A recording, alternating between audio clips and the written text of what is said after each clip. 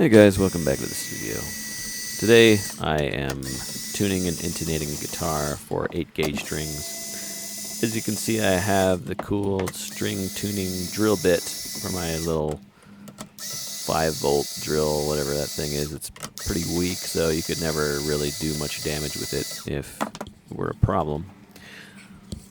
Anyhow, here I am taking my dikes and chopping the ends off so I can get it through the holes easier and they don't flap around and mess up my finish. Wrapping up those strings, throwing them in the trash. Today I am putting the Roto greens on this guitar. This guitar is a Nash Jm-63. I always like to look at the color coding of, the backs of the strings, so I don't accidentally put the wrong string through the wrong hole. Going in the wrong hole is never a good idea. I guess teach his own. Anyway, on these Rotos, they actually give you an extra high E string, which is very nice of them, since that seems to be the one that breaks quite a lot, which makes sense because it's the thinnest. So what I'm doing here is grouping the EA D string together and pushing those up to the top, and then I will be grouping the bottom same G, B, E strings, on the bottom, just so they don't get in each other's way. And just so I don't have a bunch of extraneous strings laying around, so I don't miss something. Definitely want to feed the strings in the proper way, under that little, whatever you call that thing, that little wheel that guides the strings in so there's no tension on it when you mess with the tremolo, or the vibrato bar, however you kind of want to call that. True vibrato. Anyway, here I am clipping the strings to a certain length because you have to put the string down into the tuner head and then bend it and then wrap it around, make sure it doesn't overlap on itself. So what's been recommended for these vintage style tuner heads is to go to the next one and then the next one after. So as far as length goes, I'm just making it basically like 2 tuner heads longer than the first one. So that's what I'm doing here. Also just making sure that angle, because you have to apply pressure downward in order to get that tension right so it doesn't slip out of the hole. So again, that's what I'm doing here. I believe right now, sorry about the view, but I believe right now I am actually loosening up all of the different intonation keys there on the saddle, so to adjust the actual scale length, in a pretty small way, but it makes a big difference for tuning. That way I didn't have to loosen them when I put tension on all the strings, which I could have done, but I've actually never messed with a bridge like this one before. Each one is kind of a little bit different, but I did actually like the way that it functioned. Here you see me putting downward force and making sure I wrap the strings around the right direction as well. You don't want to go the other way, because or else you're gonna be tuning and detuning in a funny way if they're all different, and you're gonna be all confused each time you tune, which is really annoying. Here I am grabbing B and the E string, bring them down, make sure they get. Yep, and see now I've ran out of tuner head, so I kind of just am guesstimating.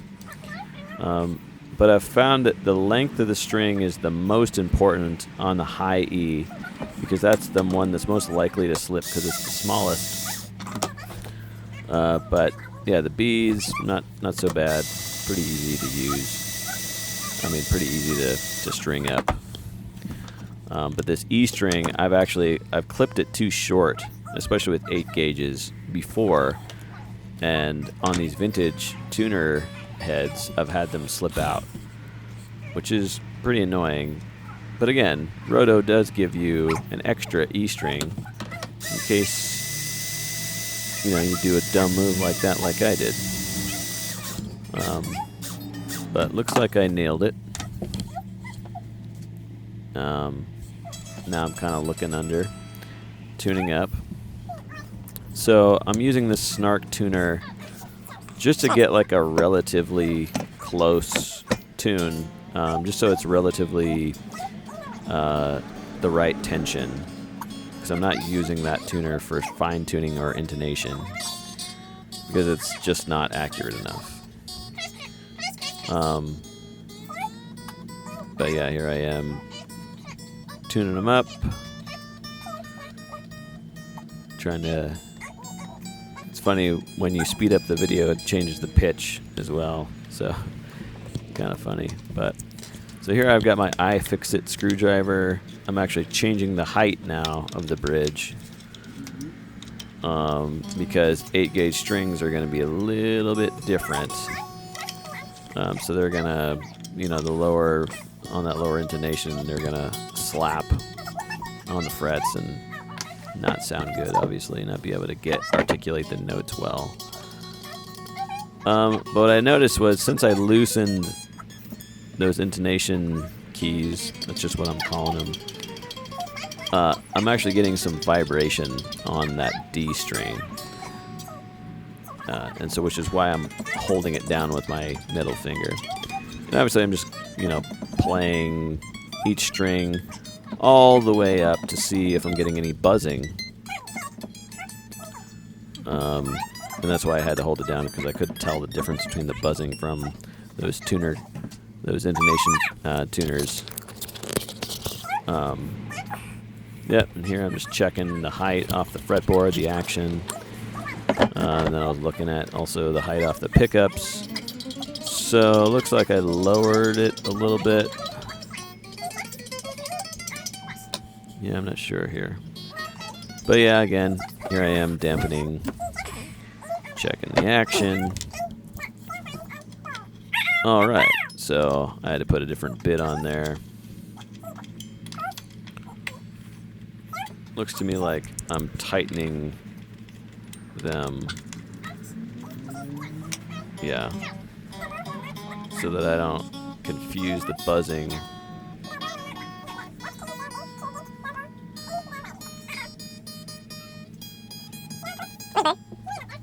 with the buzzing on the action.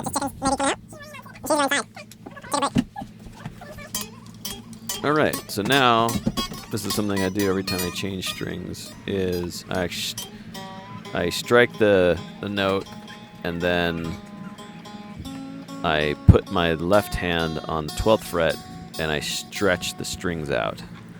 And I usually do this like about 3 or 4 times, because when you're trying to intonate and also tune at the same time, and your string is constantly falling out of tune, it's quite annoying. So again, here we are, stretching those strings out a little bit. This is how I do it. I don't know how y'all do it. Maybe if you have any other suggestions, definitely leave it in the comments section. Okay, so now I'm getting the Peterson Tuner app, plugging it into a Volt interface, and then plugging it into the guitar. And it's going to give me a much finer tuning. So when you're intonating, I would definitely recommend using something very accurate, not like a Snark tuner. So if you can see on there, it actually says sense that I'm off. But when you strike a note, it kind of wobbles between the actual note you're trying to get, and when you first strike it, it is higher, and then kind of resonates. So it's got like an attack, decay, more like attack, sustain, decay thing going on. So with tuners that are this accurate, sometimes it can be a little bit confusing. So as you can see on that intonation tuner, I'm able to just slide it. So most of them have like a set screw that will, if you tighten it, it'll go one direction, and if you loosen it, it usually goes longer. But on this one, you just get the tension screw, you loosen that, and then you can slide them around, which is kind of a cool design. I've never messed with those. But I would say that just based on the design, it looks like there's no sharp pieces, so you should have a pretty good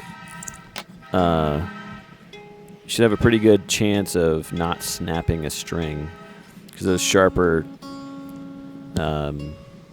bridges where the intonation keys are usually have a sharp little, like a tune-o-matic has like sharp pieces, or they can get sharp and they can really cut your strings pretty well with just that friction. So I'm guessing these are pretty low on the friction side just because of the curved nature of them. But again, I'm taking my screwdriver, that iFixit screwdriver, and just kind of moving it back and forth.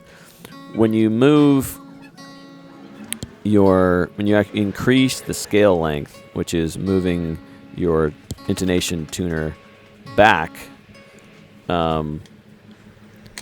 that actually makes it so when your note is sharp at the 12th fret,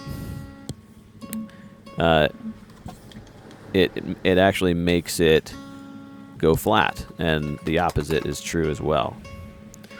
So when you're doing intonation and your note is sharp, you want to increase your intonation length, which is what I'm doing here. And it seemed to be that almost all of them, the length needed to be increased.